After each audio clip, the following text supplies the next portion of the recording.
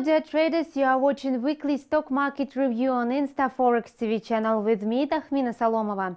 Traders on the US stock market were fledgling on Black Friday, contrasting with the rush in shops and stores. This situation left stock indices indifferent to any events until closing. Last week, the Nasdaq Composite Index gained 11.38 points to close at the level of 5,127.52, but it still recorded its weekly growth of 0.4%. At the same time, the Dow Jones Industrial Average ended down by 14.90 points at the mark of 17,798.49. For the week, the blue chip index lost 0.1%. Meanwhile, the S&P 500 closed up by 1.24 points Friday at the level of 2,090.11. It changed by less than 0.1% over the week.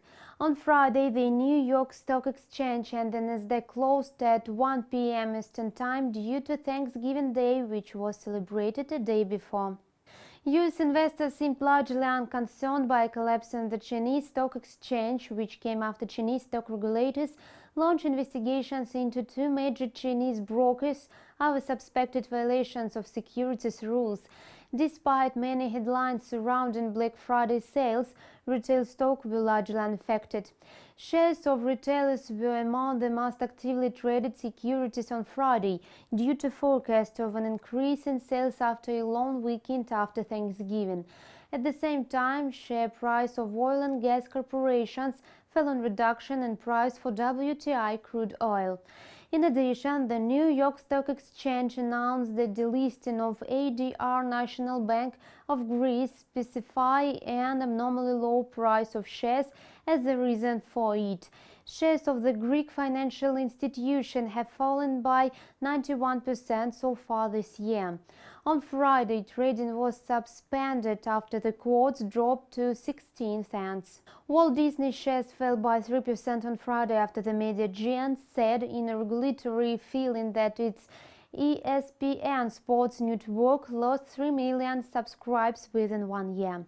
The ESPN faithful are down to 92 million as of the fiscal year ended October 3rd.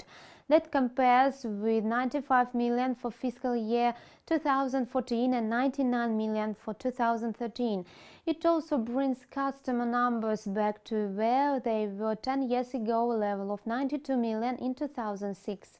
Meanwhile, shares of biotech company Calabios Pharmaceuticals surged by 31%. Its quotes have been rising since Martin Shkreli was appointed the company's chief executive earlier in November. Biotechnological startup Calabios developed cancer drugs. After suffering a few failures, the company was on the brink of closure. Its shares on Nasdaq collapsed from a peak of $21 to the price of less than $1. You have watched weekly stock market review on Insta TV channel. See you later.